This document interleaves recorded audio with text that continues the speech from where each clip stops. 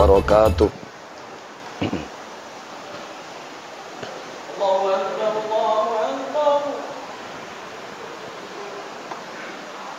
Alhamdulillah, alhamdulillahi rabbil alamin, arsala rasulahu bil huda wa dinil haq liyuzhirahu 'ala ad-dini kulli wa kafa billahi shahida. Asyhadu an la ilaha illallah wa asyhadu anna Muhammadan 'abduhu wa rasuluh. Allahumma shalli wa sallim 'ala abdika wa rasulika Muhammad sallallahu alaihi wasallam wa ala alihi wa ashabihi al-mujahidin at-tahirin, amma ba'du. Ya ma'asyiral muslimin sidang jemaah Jumat rahimakumullah, ittaqullaha haqqa tuqati wa la tamutunna illa wa antum muslimun. Melalui mimbar ini khatib berwasiat kepada diri sendiri maupun kepada kita segenap jemaah Jumat yang dimuliakan Allah. Marilah di dalam kehidupan ini senantiasa kita meningkatkan ketakwaan kehadirat Allah dengan melaksanakan perintahnya dan menjauhi segala larangan-larangannya. Lalu mimbar ini kembali diingatkan kepada kita semua, apabila khatib naik ke atas mimbar, maka janganlah kamu berkata-kata. Mayatakallamu faqad laghaw man laghaw fala jum'atala. Barang siapa yang berkata-kata, maka sesungguhnya sia-sialah ia. Barang siapa yang sia-sia, tiada baginya pada Jumat. Ansitu wasma'u wa ati'u la'allakum turhamun. Jemaah sidang salat Jumat yang dimuliakan Allah, kita bersyukur kepada Allah atas limpahan nikmat yang diberikan sampai pada saat yang berbahagia ini. Atas izinnya kita bisa bersua di tempat yang mulia ini. Mudah-mudahan apa yang kita perbuat menjadi amal ibadah bagi kita, berterima di sisi Allah SWT, mempermudah kematian kita, mempermudah dalam kubur kita, mempermudah dibangkitkan kita dari kubur kita. Ketika nanti ditimbang amal ibadah kita, lebih banyak yang baik daripada yang buruk. Mudah kaki kita menyeberangi jembatan Siratul Mustaqim. Di ujungnya kita bisa masuk ke dalam surga. Allah ucapkan kalimat salamun qaulam mir rabbir rahim kepada kita. Salam sejahtera dari Tuhanmu yang maha pengasih maha penyayang. Allah mempersilahkan kita masuk ke dalam surga. Apapun yang ada di sana bebas untuk kita nikmati. Yang di dunia kita tidak dapati, tapi di sana nanti Allah berikan kepada kita. Itu adalah kekal, itu adalah abadi. Inilah cita-cita bagi orang-orang yang beriman, bagi orang-orang yang takut kepada Allah. Salawat salam kepada Nabi Allah, Nabi Muhammad sallallahu alaihi wasallam, manusia mulia, Nabi terakhir, membawa kitab terakhir. Beliau salah satu Nabi yang mampu memberikan syafaat kepada umatnya, yang mana di padang mahsyar panas yang luar biasa, hanya beliaulah Nabi yang mampu memberikan pertolongan kepada kita dengan syafaat selawat yang kita ucapkan kepadanya. Mudah-mudahan kita mendapatkan itu nanti di padang mahsyar. Beliau hadirin yang dirahmati Allah, ketika suatu saat dalam redaksi hadis Sahih Muslim diceritakan, beliau selesai solat zuhur, sahabat berkumpul mengelilingi beliau. Setelah itu mereka berbicara, berbincang-bincang. Tak lama kemudian mereka berpisah. Tapi sebelum berpisah, Rasul mengucapkan, semoga Allah memuliakan kalian, semoga Allah memberikan berkah kepada kalian. Ini doa beliau yang tak pernah putus. Beliau doakan kepada para sahabat, karena beliau memang sendiri mengajarkan kepada kita, doakan saudara-saudaramu setelah berpisah dengannya dengan doa yang baik. Bahkan beliau mengajarkan kepada Siti Aisyah, sebelum engkau tidur ya Siti Aisyah, maka berkatalah kepada Allah dengan doamu, segala kesalahan saudaramu sesama muslim yang diperbuatnya kepadamu di siang hari tadi, maka maafkanlah kesalahan mereka. Hadirin yang dirahmati Allah, maka ketika Rasul mengucapkan kalimat ini, semoga Allah memuliakan kalian, semoga Allah memberkahi kalian, ada seorang sahabat, siapa dia? Namanya Zubair bin Awam Beliau saat itu berkata, "Ya Rasul, engkau kalau mau berpisah dengan kami, pasti kau ucapkan semoga Allah memuliakan dan memberkahi kalian. Saya ingin bertanya kepada engkau ya Rasulullah, apa yang harus kami perbuat agar Allah memuliakan kami dalam kehidupan kami?" Saat itu beliau terdiam sejenak. Tidak lama kemudian beliau bacakan satu ayat dalam surah Ali Imran ayat ke-17. Allah Subhanahu wa taala mengingatkan kita, kalau ingin kita mendapatkan kemuliaan di dunia dan akhirat, maka Allah mengajarkan kepada kita, yang ini dibacakan Rasul di hadapan sahabat saat itu. Apa? Ada 5 perkara. Kalau ingin mulia kita dalam kehidupan dunia dan akhirat, ada 5 perkara yang harus kita lakukan dalam kehidupan ini. Allah katakan ini dalam surah Al Imran ayat ke-17. As-sabiri, nawas-siddiqi, nawal qaniti, nawal mumfiki, nawas taufiri. Ada 5 perkara. Yang pertama sabar, yang kedua benar dalam kehidupan, yang ketiga taat, yang keempat berimpak ke jalan Allah, yang kelima memperbanyak istighfar kepada Allah. Kalau 5 perkara ini kalian lakukan, kata Rasulullah sallallahu alaihi wasallam, maka kalian akan mendapatkan kemuliaan hidup di dunia dan mendapatkan kemuliaan hidup di akhirat. Yang pertama sabar. Apa kata beliau saat menerangkan kalimat ini di hadapan para sahabat saat itu? Sungguhnya amalan para nabi itu adalah sabar. Andai kata Rasulullah itu tak sabar ketika mengemban dakwah ini, mengajak manusia masuk Islam, untuk mengucapkan kalimat la ilaha illallah, andai kata dia tak sabar, Islam tak sampai ke Sibolga ini. Islam tak masuk ke celah jendela rumah kita. Amalan para nabi itu kata beliau adalah sabar. Maka beliau saat itu menerangkan sesungguhnya orang yang akan mendapatkan kesuksesan hidup di dunia dan akhirat, apapun yang diinginkannya akan diperoleh dalam kehidupan dunia dan akhirat apabila mereka sabar. Maka hadirin yang dirahmati Allah Subhanahu wa taala, ketika suatu saat dia diejek. Siapa yang mengejek? Kafir Quraisy. Karena beliau tidak punya anak laki-laki. Anaknya laki-laki yang pertama Hasyim meninggal, yang kedua Ibrahim meninggal. Saat itu orang-orang Arab mengejek mereka. Orang-orang kafir Quraisy mengolok-olok dia, bahwasanya dia tak punya anak keturunan laki-laki untuk meneruskan dia.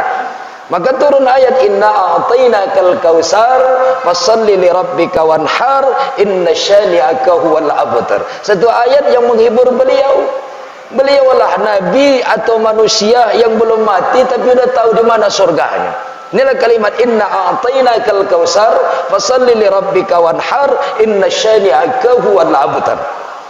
Untuk menegaskan kepada beliau, sabarmu menghadapi apa yang kau hadapi dalam kehidupan ini, ketika mengemban dakwah Islam, mengajak manusia mengucapkan la ilaha illallah Muhammadar Rasulullah, sabar kau di atasnya. Maka Allah katakan inna a'tainakal kautsar fashalli li rabbika wanhar. Yang kedua, kalau ingin mulia dalam kehidupan dunia, ingin mulia dalam kehidupan akhirat, yang kedua berbuatlah yang benar dalam hidup, bersikaplah yang benar dalam hidup.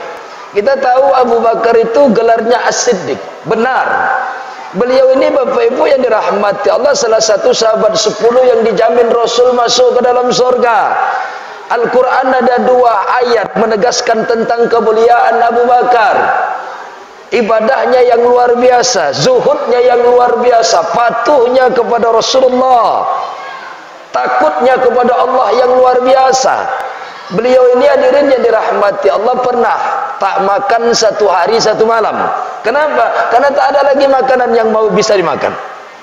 Maka hadirin yang dirahmati Allah, saat itu dia mengikatkan batu di perutnya untuk menahan rasa lapar tersebut. Dia punya pembantu seorang Yahudi yang sudah Islam. Kebetulan pembantunya ini mantan peramal. Ketika melihat sudah 1 hari 1 malam majikannya Abu Bakar tak makan, maka dirinya dirahmati Allah, Yahudi ini keluar dari rumah begitu keluar dari rumah dia dipanggil oleh orang Yahudi yang lain. Ketika dia dipanggil, Yahudi ini datang kepada orang yang memanggil, lalu dia bertanya, apakah keperluan engkau kepadaku ya saudaraku? Orang Yahudi ini bilang, apa katanya? Kau dulu kan peramal, tolong kau ramalkan nasibku, sebagai gantinya nanti ku beri kau uang dan ku beri kau makanan. Dia tahu Abu Bakar sangat melarang ini, tapi dia kasihan melihat Abu Bakar yang sudah 1 hari 1 malam tidak makan. Akhirnya dia terpaksa meramalkan orang Yahudi tadi. Setelah diramal, orang Yahudi tadi ngasih makanan dan uang, dia pulang. Begitu sampai ke rumah, tak lama kemudian Abu Bakar pulang. Begitu Abu Bakar pulang, dia katakan, Tuan, itu ada makanan, silahkan engkau makan, Tuan. Abu Bakar makan. Begitu masuk ke dalam perutnya 2 suap, baru dia ingat, karena Abu Bakar ini sangat selektif orang. Dia kalau dapat makanan pasti dia tanya, ini makanan dari mana? Ini makanan siapa yang ngasih? Siapa yang masak? Tapi karena laparnya Abu Bakar hilang kewaspadaan, langsung dia telan makanan tadi sebanyak 2 suap.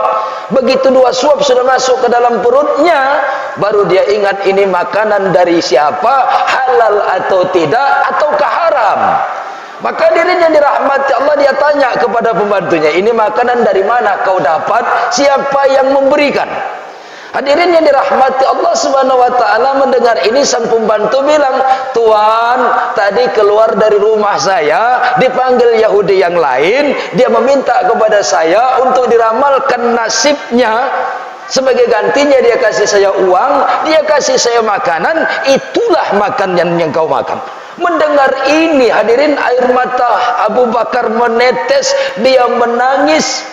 Lalu dia berkata, Astaghfirullahalazim, kenapa makanan seperti ini kau kasih kepadaku? Akhirnya dia keruk mulutnya, dikeluarkan lagi makanan tadi. Lalu dia berkata, apa katanya? Sesuatu yang haram kau makan akan membentuk kepada dagingmu, maka nerakalah tempatmu yang kembali. Hadirin yang dirahmati Allah Subhanahu wa taala, Abu Bakar itu bersikap benar, maka 2 ayat Allah tuliskan dalam Quran tentang kemuliaan beliau. Ada satu kisah menarik ketika Rasulullah sallallahu alaihi wasallam menjadi pemimpin di kota Madinah. Dia memimpin tidak saja satu agama tapi multi agama. Ada Nasrani saat itu yang dia pimpin, ada Majusi, ada Yahudi, dan juga ada Islam. Maka dikala itu ada datang orang Yahudi kepada beliau berkata, ya Abu Bakar, tolong aku, ada seorang Yahudi yang mengambil hartaku, aku ingin engkau meminta kembali kepadanya untuk dia kembalikan kepadaku. Mendengar ini Rasulullah sallallahu alaihi wasallam berkata, baiklah. Akhirnya mereka datang ke rumah Yahudi bersama Yahudi. Begitu sampai ke rumah Yahudi tadi, Rasul katakan, adakah kau mengambil harta orang ini? Yahudi dibilang, ada. Pulangkan. Padahal orang Yahudi ini terkenal paling benci dengan Rasul. Setiap saat berniat mau membunuh Rasul, mau mencelakakan Rasul. Tapi ketika Rasul berkata, adakah kau ambil harta orang Yahudi ini? Orang Yahudi itu bilang, ada. Pulangkan. Maka dia cepat memulangkan. Tak seperti biasa. Kalau biasanya dia pasti berkata, kalau kau mau minta kembali, langkahi dulu mayatku. Tapi saat itu orang Yahudi ini diam saja, lembut saja. Ketika Rasul meminta untuk dikembalikan hartanya orang Yahudi yang dia ambil, maka orang tadi mengembalikan. Setelah Rasulullah SAW sudah pulang karena harta sudah diambil semua, istrinya berkata, ya suamiku, biasanya engkau sangat keras kepada Muhammad, tapi kenapa tadi kau lembut? Diminta mengembalikan harta orang Yahudi kau ambil lalu kau pulangkan saja. Apa yang membuat kau takut? Apa membuat kau lembut kepadanya? Apalah kata orang Yahudi tadi, aku sebenarnya tidak mau memulangkan harta Yahudi yang ku ambil itu, tak mau aku memulangkannya. Tapi ketika aku mau berniat untuk tidak memulangkan, kulihat di bahu kiri dan di bahu kanannya Muhammad terdapat 2 singa. Ketika aku berniat untuk tidak mengembalikannya, 2 singa tadi membuka mulutnya seolah-olah siap menerkam aku. Nah, hadirin yang dirahmati Allah, ketika di tengah jalan Yahudi tadi berkata kepada Muhammad Rasulullah, ya Muhammad, kenapa orang Yahudi tadi yang begitu keras Biasanya sering menyangkal engkau, tapi kenapa tadi dengan lembut dan mau saja mengembalikan harta yang diambil dariku? Apa kata Rasulullah sallallahu alaihi wasallam? Islam itu mengajarkan kebenaran. Kalau ingin mendapatkan kemuliaan hidup dunia dan akhirat, berbuatlah yang benar dalam kehidupan. Tadi dia sebenarnya tidak mau memulangkan memulangkan hartamu kepadamu. Tapi ketika dia berniat tak mau memulangkan, di kiri kananku, di bahu kanan dan kiriku ada dua singa yang dia lihat membuat dia takut dan memulangkan hartamu. Mendengar kalimat ini, apalah kata Yahudi itu? Ya Muhammad, saksikan olehmu aku masuk Islam. Asyhadu an la ilaha illallah wa asyhadu anna Muhammadar Rasulullah. Agama Islam itu dibangun atas kebenaran, didirikan pondasinya oleh Rasulullah atas kebenaran. Bersikaplah yang benar dalam hidup, kata Rasulullah kepada Yahudi tadi. Ketika dia sudah mengucapkan dua kalimat syahadat, kata Rasul, berbuatlah yang benar. Kalau kau berbuat yang benar, maka Allah akan dekat kepadamu. Kalau Allah sudah dekat kepadamu, tak ada manusia yang bisa mencelakakanmu. Dia akan tolong kamu, dia akan bantu kamu, dia akan tunjukkan kamu. Dialah yang membolak-balikkan hati, yang membuat hatimu tenang, membuat hatimu galau, membuat hatimu gelisah. Allah. Maka berbuatlah yang benar dalam kehidupan agar Allah dekat kepadamu, agar Allah menolongmu, agar Allah menuntun dan membimbingmu, menjauhkan engkau dari perbuatan yang buruk, menjauhkan engkau dari mara bahaya, menjauhkan engkau dari malapetaka. Mendekatlah kepada Allah, takutlah engkau kepada Allah, jangan takut kepada selain Allah. Yang ketiga, kalau ingin kita mulia dunia dan akhirat, kata Rasulullah merujuk dari surah Al-Imran ayat ke-17, yang ketiga, berbuatlah yang taat dalam hidup. Wal qaniti, taatlah kepada Allah. Ketika sahabat bertanya, apa taat itu? Biimtisalul awamiri wajtinabin nawahi, lakukan perintahnya, jauhkan segala larangan-larangannya. Tahukah engkau, kata Rasul, dunia ini akan berakhir. Kau menunggu yang namanya kematian. Ketika kau lahir ke atas dunia, yang kau tunggu adalah kematian. Biasanya, kata Rasul, kalau orang yang menunggu bosan. Maka supaya kau jangan bosan menunggu kematianmu ketika kau berada di atas dunia ini, maka Allah memberikan permainan kepada engkau. Apa permainan itu? Allah katakan dalam surah Al-Imran ayat ke-14, zuyyina lin-nasi hubus sahwati minan nisa. Diciptakan indah dalam pandangan manusia. Apa itu? Wanita-wanita, anak-anak, harta benda yang terbuat dari emas dan perak, kuda tunggangan, binatang ternak, sawah ladang yang luas.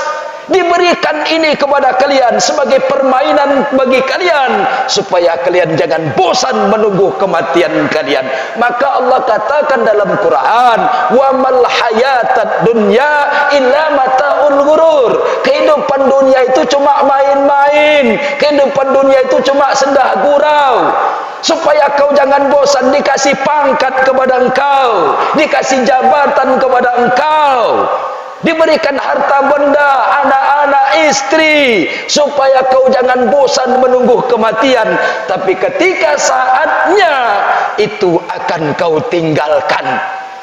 Maka kepada kita hadirin yang dirahmati Allah Subhanahu wa taala, berbuatlah yang taat dalam hidup dengan melaksanakan perintah Allah, menjauhkan segala larangan-larangan Allah, utamakan Allah di atas segala-galanya. Kalau engkau tidak mengutamakan Allah di atas segala-galanya, Allah akan ancam kamu. Di mana? Dalam surah As-Saff, apa kata Allah Subhanahu wa taala? Wahai orang yang beriman, wahai manusia, apabila harta perniagaanmu, anak-anakmu, istri-istrimu, binatang ternakmu, harta bendamu, itu lebih kau utamakan daripada Tuhanmu, maka tunggulah pembalasan yang akan Allah berikan kepadamu. Maka kepada kita hadirin ketika sahabat menanya Rasulullah, apa kunci kekuatan Islam? Kata Rasul, kunci kekuatan Islam ada taatnya kepada Allah. Semakin taat kau kepada Allah, maka semakin kuatlah Islam. Tapi semakin jauh kau dari Allah, durhaka kau kepada Allah, tak kau lakukan perintah Allah, kau jauh kau lakukan larangan Allah, maka Allah akan mencabut kekuatanmu, mencabut rasa girahmu. Ketika agamamu dihina, ulamamu dicaci, kau diam saja, berarti ada yang hilang pada dirimu. Agamamu dihina, rasulmu dihina, ulamamu dihina, kau diam saja, ada yang hilang pada dirimu. Apa itu? Girahmu. Kalau sudah hilang rasa cemburu dan girah dalam dirimu, maka tak ada lagi iman dalam hatimu. Kau seperti manusia yang sudah mati, tapi kau masih bisa berjalan di atas dunia. Hadirin yang dirahmati Allah Subhanahu wa taala. Yang keempat, wa anfaqu, infakkanlah sebagian hartamu kepada jalan Allah. Infakkanlah sebagian hartamu ke jalan Allah. Apa kata Allah dalam Quran? Ya ayyuhalladzina amanu hal adullukum ala tijaratin tunjikum min azabin alim. Kalimatnya jelas. Tu'minuna billahi wa rasul wa tujahiduna fi sabilillahi bi amwalikum wa anfusikum dzalikum khairul lakum in kuntum ta'lamun. Al-Quran surah As-Saff ini jelas. Ayo orang-orang yang beriman, maukah kalian kutunjukkan satu perdagangan yang tak pernah rugi, untung terus? Simak Quran ini. Maukah kalian kutunjukkan satu perdagangan yang membuat kalian tidak rugi, untung terus? Enak kalimatnya. Tak pernah rugi, untung terus. Apa perdagangan yang tak pernah merugikan, untung terus? Berimanlah kepada Allah, berimanlah kepada Rasulnya, berjihadlah di jalan Allah. Dengan apa? Dengan dirimu, dengan hartamu. Dzalikum khairul lakum in kuntum ta'lamun. Demikian itu. Ini kalimat yang harus kita penam dalam hati kita. Dzalikum khairul lakum in kuntum ta'lamun. Demikian itu lebih baik bagimu jika kamu mengetahui. Jelas kalimat Allah itu. Beriman kepada Allah, beriman kepada Rasul, berjihad kepada jalan Allah dengan harta dirimu. Jelas kalimat Allah ini. Dzalikum khairul lakum in kuntum ta'lamun. Demikian itu lebih baik bagimu. Artinya apa? Dunia ini kan kita tinggalkan, sawah ladang kita akan punah, anak-anak kita akan punah, binatang ternak kita akan punah, kuda tunggangan kita akan punah, harta benda kita akan selesai. Dzalikum khairul lakum in kuntum ta'lamun.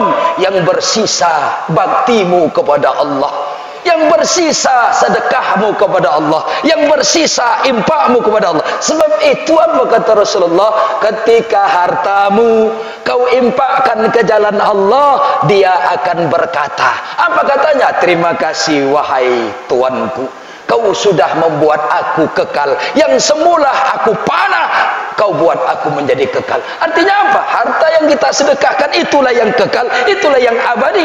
Apa kata Syekh, seorang ulama besar, Abdul Qadir Jailani? Dia ambil duanya 5.000 dirham. Saya punya uang 5.000 dirham di majelis ilmunya. Dia tanya kepada muridnya, saya punya uang 5.000 dirham. Lalu datang orang kepada saya meminta untuk membantu pembangunan masjid. Saya kasih impak 1.000 dirham. Kira-kira uang saya tinggal berapa? Serentak menjawab muridnya, 4.000 guru. 4.000 guru. Senyum si Abdul Qadir Jailani mendengar jawaban ini. Apa katanya? Itulah kalian yang kalian kaji yang zahir saja, yang konkret-konkret saja, sedangkan yang tak nampak jarang kalian mau mengkajinya. Kalimat yang luar biasa. Kita dalam hidup ini seringkali mengkaji yang zahir aja, mengkaji yang konkret-konkret aja. Kemuliaan kita karena jabatan kita tinggi, karena pangkat kita tinggi, karena harta kita banyak. Itu kajian konkret. Anda mati tak akan bersisa itu semua. Tapi orang yang cerdas adalah orang yang berpikir apa yang tersembunyi di balik itu semua. Maka kata si Abdul Qadir, kalau 5.000 duitku diambil 1.000 untuk pembangunan masjidku, kasih sebagai impakku, yang tinggal bukan 4.000, yang tinggal cuma 1.000. Kenapa saya katakan tinggal 1000? Karena 1000 kekal tersimpan di lewh mahfuz di sisi Allah, itu akan diberikan pahalanya kepadaku. Tapi yang 4000 ku belikan ke makanan jadi busuk, ku belikan ke barang jadi lapuk. Maka satu kata Rasul ketika aku impakkan, dia berkata, terima kasih Tuhan yang semula aku panah, kau jadikan aku kekal dan abadi.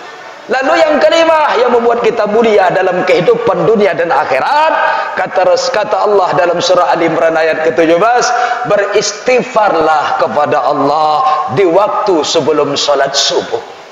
Buka dalam surah Ali Imran, kalau ingin mulia di dalam kehidupan dunia, mulia dalam kehidupan akhirat, kata Allah Subhanahu wa taala, minta ampunlah kepada Allah sebanyak-banyaknya sebelum masuk waktu salat subuh. Rasulullah pernah menegaskan kalimat ini ketika saat itu dia sampaikan ke sahabat, kalau ingin mulia dunia dan akhirat, beristighfar sebelum salat subuh. Sahabat bertanya, berapa kali ya Rasul? Bisa kau 1000? Tak bisa. 500? Tak bisa. 100? Apa manfaatnya ya Rasulullah sallallahu alaihi wasallam? Allah akan memberikan 300 hajat yang ada pada dirimu. Allah akan mengabulkan 300 permintaanmu kalau kau istighfar sebelum salat subuh.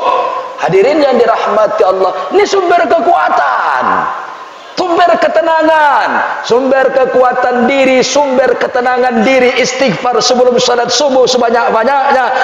Ini sumber kekuatan diri, sumber ketenangan diri, sumber kemuliaan diri di hadapan Allah.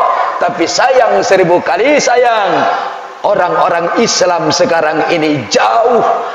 Mereka berada di mana ketika salat subuh? Di tempat tidurnya. Mereka berada di mana ketika salat subuh? Berada di tempat kerjanya. Mereka sibuk dengan dunia, mengejar keinginan-keinginan yang semu. Tapi mereka melepaskan yang kekal dan abadi. Sungguh lucu ini yang diucapkan oleh Ibnu Taimiyah dalam kitabnya. Sungguh lucu, dan ini ditulis oleh Buya Hamka dalam kitabnya. Sungguh lucu. Mereka tidak mau ketenangan hidup dan kemuliaan hidup. Kenapa? Karena mereka meninggalkan istighfar sebelum salat subuh. Di mana mereka? Di diskotik. Di mana mereka? Di tempat kerja mereka. Di mana mereka? Mereka jauh dari masjid mereka. Adakah kekuatan itu? Maka dia akan hilang dari kita. Maka Rasul mencerminkan suatu saat nanti di akhir zaman, kan tengok aja, umat Islam itu ibarat sepiring makanan yang terletak di atas meja makanan, yang mengelilinginya orang munafik, orang Nasrani, orang Yahudi.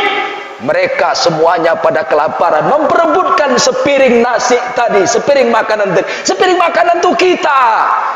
Mereka berebut memakannya. Kenapa? Yang mengelilingi ini semuanya pada kelaparan. Sahabat bertanya, kenapa begitu kondisi kami ya Rasul? Apakah kami sikit saat itu? Enggak, kalian banyak, kata Rasul. Tapi banyaknya kalian macam buih di tengah lautan. Coba aku perhatikan buih di tengah lautan, kata Rasul. Angin bertiup ke selatan, dia ke selatan. Angin bertiup ke utara, dia ke utara. Angin bertiup ke barat, dia ke barat. Angin bertiup ke timur, dia ke timur.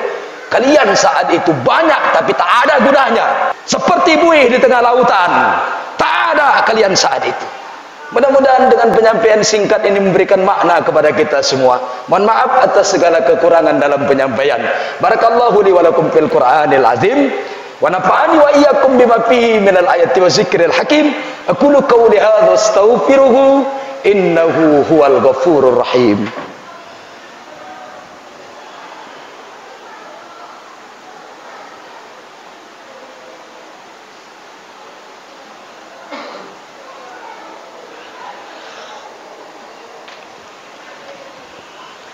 Alhamdulillahilladzi an'ama 'alaina bi ni'matil iman wal islam. Asyhadu an la ilaha illallah wa asyhadu anna Muhammadan 'abduhu wa rasuluh. Allahumma shalli wa sallim 'ala abdika wa rasulika Muhammad sallallahu alaihi wasallam wa 'ala alihi wa ashabihi al-mujahidin at-tahirin, amma ba'du. Ya ma'asyiral muslimin sidang jemaah Jumat rahimakumullah, ittaqullaha haqqa tuqati wa la tamutunna illa wa antum muslimun. Faqala ta'ala fi kitabihil karim, innallaha wa malaikatahu yusholluna 'alan nabi ya ayyuhallazina amanu sallu 'alaihi wa sallimu taslima. Allahumma ighfir lil muslimina wal muslimat والمؤمنين والمؤمنات الأحياء منهم والأموات إنك سميع قريب مجيب الدعوات آمين يا الله وقاضي الحاجات لا إله إلا أنت سبحانك إنا كنا من الظالمين لا إله إلا أنت سبحانك إنا كنا من الظالمين لا إله إلا أنت سبحانك إنا كنا من الظالمين ربنا لا تؤاخذنا إن نسينا أو أخطأنا ربنا ولا تحمل علينا إصرا كما حملته على الذين من قبلنا ربنا ولا تحملنا ما لا طاقة لنا به واعف عنا واغفر لنا وارحمنا أنت مولانا فانصرنا على القوم الكافرين اللهم ادفع عنا الغلاء والبلاء والوباء والفحشاء والمنكر والسيوف المختلفة والشدائد والمهان ما ظهر منها وما بطن من بلدنا إندونيسيا خاصة ومن بلدان المسلمين أما إنك على كل شيء قدير ربنا آتنا في الدنيا حسنة وفي الآخرة حسنة وقنا عذاب النار عباد الله إن الله يأمر بالعدل والإحسان وإيتاء ذي القربى وينهى عن الفحشاء والمنكر ويعظكم لعلكم تذكرون فاذكروا الله العظيم يشكركم وادعوه يستجب لكم ولذكر الله أكبر أقيموا الصلاة